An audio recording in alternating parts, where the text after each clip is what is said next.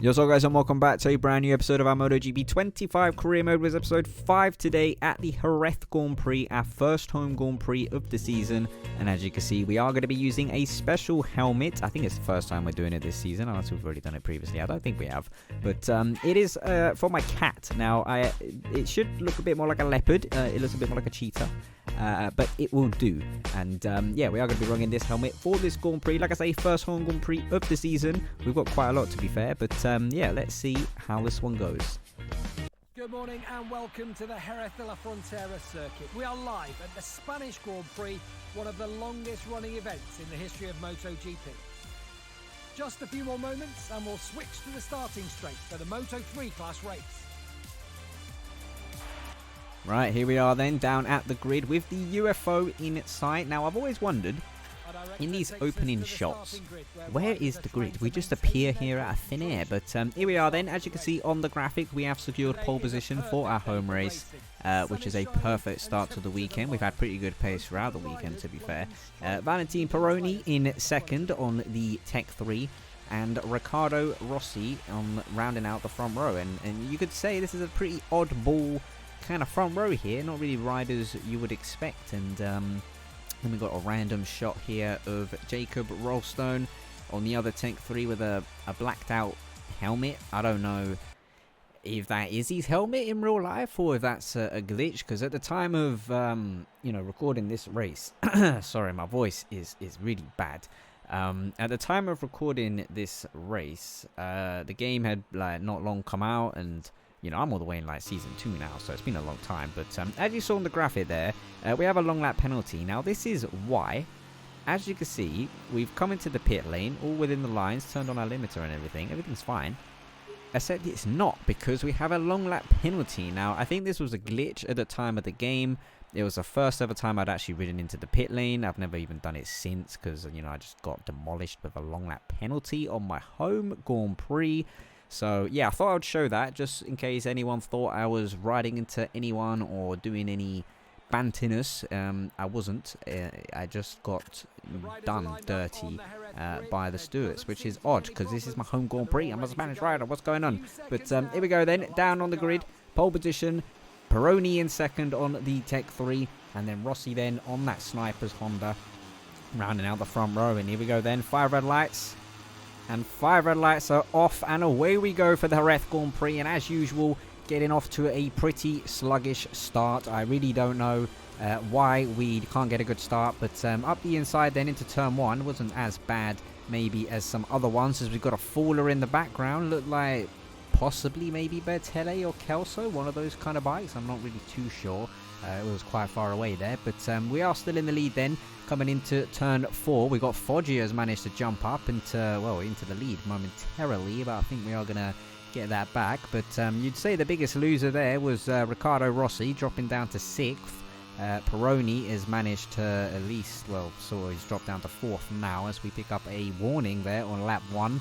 But I got to say, we are pushing full beams right now, because we want to sort of try and stretch the gap between these riders a little bit, so we can serve this long lap penalty and come back into a slot of air. And not if we could we do it now, everyone is just there. We're going to go so far back, it's going to be ridiculous. So if we can try and stretch the gap as we make a little bit of a mistake into turn 8 and lose 2 positions, but if we can just try and just stretch the field a little bit, maybe we can slot into some sort of gap of air and be able to push a little bit or whatever as we barge into Foggia accidentally. Did not mean to do that whatsoever, but we just sort of gained a little bit more momentum than him through those double rights. And it looks like Kiles is trying to go all the way around the outside. He's not going to pull that off.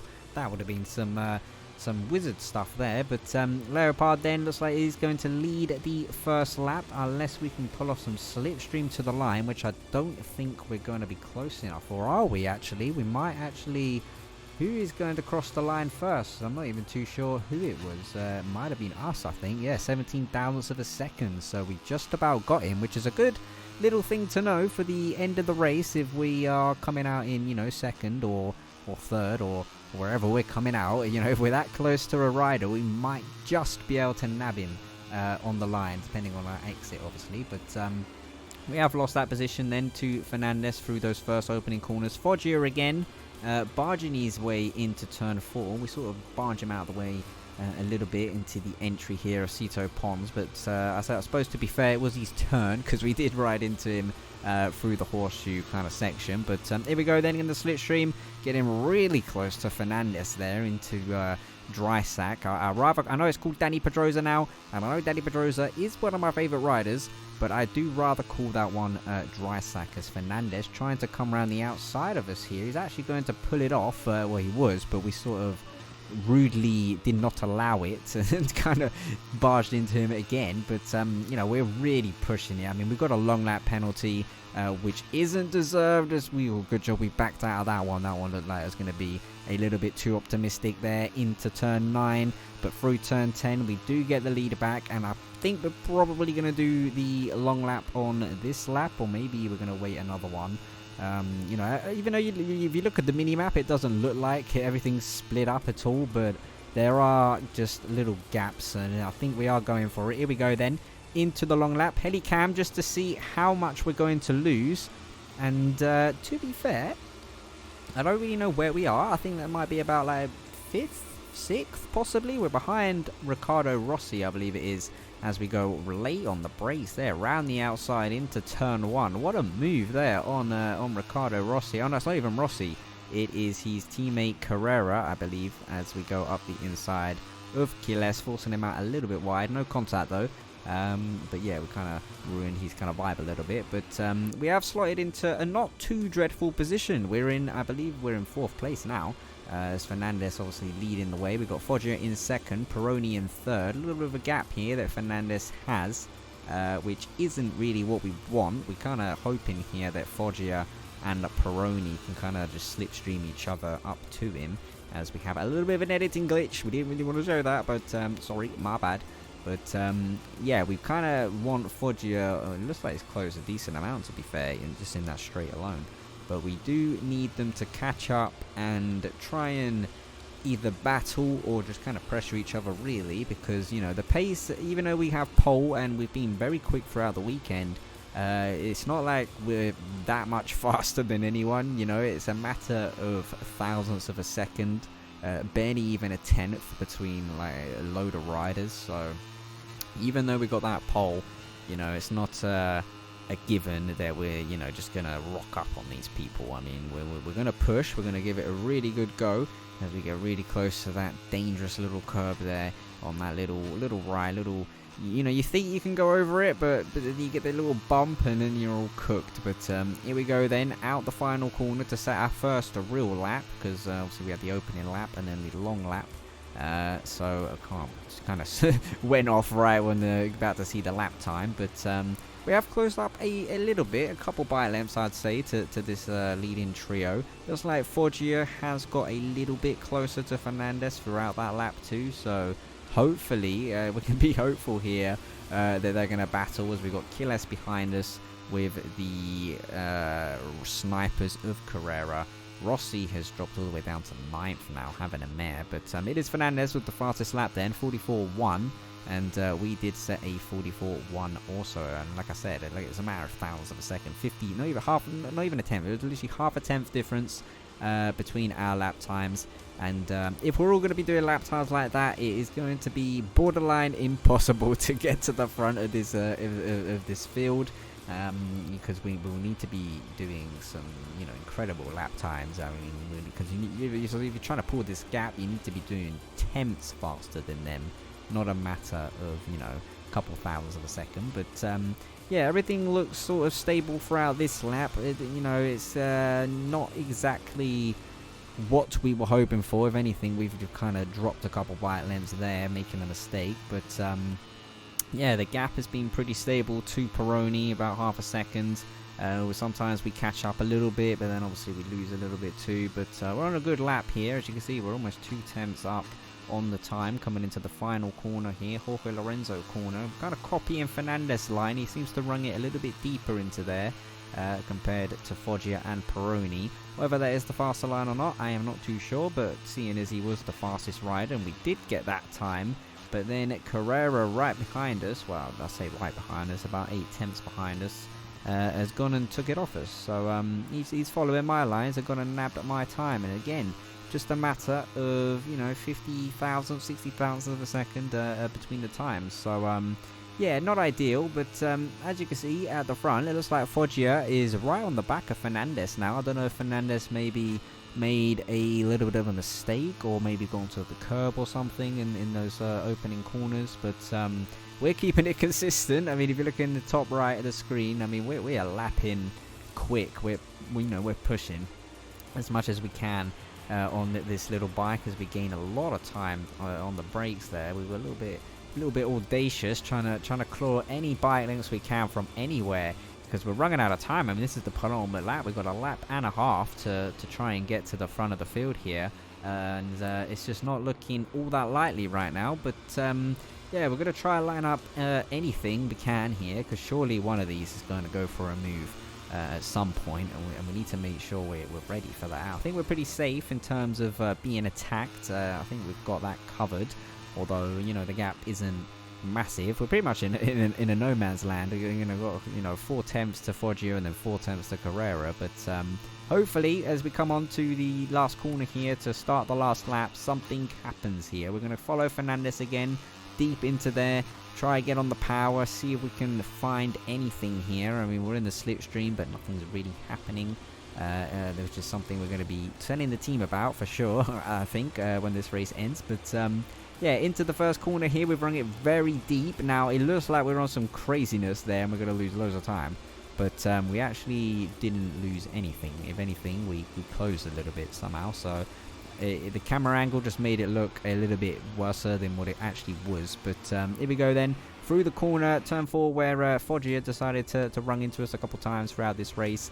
And we're coming into Cedo Ponds now as Peroni as they swap positions into somewhere. Did I miss that? I don't even know. But here we go then, coming down onto the straight. Everyone does look a little bit closer. Is anyone going to go for anything here as everyone's moved about? We've gone for it on Foggia. Up the inside into dry sack, running tight. We've picked up a track limit warning apparently. I thought we kept it on the track there as Foggia tries to come back up the inside, but we are going to do a little bit of a switch back on him sort of thing and get back up the inside into this pretty tricky corner, which I gotta say isn't a corner that I will usually do a overtake on, as Foggia again looking to come up the inside into the double rights, but it isn't going to happen. And I think all this kerfuffle here with Foggia means we're going to be too far back for anything into this final corner. Let's have a look if we can close anything for 11 and 12. We're on a very good lap here in terms of the delta in the top there, so we are pushing very hard. And here we go then into the final corner. We've closed up on Peroni. We're following Fernandez again with this obscure deep line, but unfortunately I think we're just a little bit too far back to do anything about it. Fernandez then takes the race win in Jerez and a win for Honda. And then we have Valentin Peroni, first podium for him, I believe, there on the KTM in second, and ourselves in third. Another podium for us, and unfortunately we lost the kind of time we found going into that last corner. We kind of lost it. So yeah, Foggia in fourth, Carraro in fifth with the fastest lap, which he definitely got copying us. And here we go then, championship table. As you can see, we're looking pretty bougie over here. 29 points to Fernandez. Rueda then loses out. Where was Rueda in that race? Nowhere to be seen. 52 points gap. And then as for the team's championship, we have lost that by 1 point, which isn't too big of a deal, and we've got a pretty big gap to the other teams here. So streaking ahead, Leopard and ourselves, which is interesting. But yeah, our teammate, well, I gotta say, a teammate I don't think has contributed all that much at all in that championship. But yeah, here we are then for the podium. Luckily, we got a podium so we can kind of see the helmet from a couple of different angles and not just on the actual kind of racing. I know it's supposed to look a bit more like a leopard. It ends up looking like a cheetah, but yeah, that was that. Here we go then. So I can't really remember what all this kerfuffle was. Oh yeah, here we go with the whole choosing your riders malarkey. So we've got Fernandez here for reputation points. And then we got Munoz for reputation points. Relationship with Munoz would go up also. And then we have development, which I think would be the more sensible one. But I think we was going to go for this one, just so we had a rival and someone to be like fixated on for the next couple episodes. But here we go then. Going to have a little chat with the team. Now, obviously, it's been a long time since I recorded this episode, but I would say, given the fact that we was in slipstream and not gaining anything, that we're probably going to be moaning about the engine. So let's have a look then. They're obviously asking us about the new version of the engine. So let's have a look. We've said we feel really good with the bike, but we can't wait to feel the new engine. So the new engine is coming in the next race, seemingly. So unfortunately, I would have rather have liked it to be in this one. But here we go then. Social media. Fernandez. I knew that Jamie Randall would have attacked me at every turn, and luckily I finished the race in front. I would have attacked him for sure. Unfortunately, we just weren't given the opportunity to do so. I mean, that long lap penalty really shafted us and you know, we done nothing wrong. We're an innocent person and we were shafted on home territory. Unbelievable. But yeah, guys, that is the end of today's episode. Next episode will be at France Le Mans Tricky Grand Prix. But yeah, guys, hopefully you enjoyed. Leave a like and subscribe for more content as always, and I'll see you there very soon.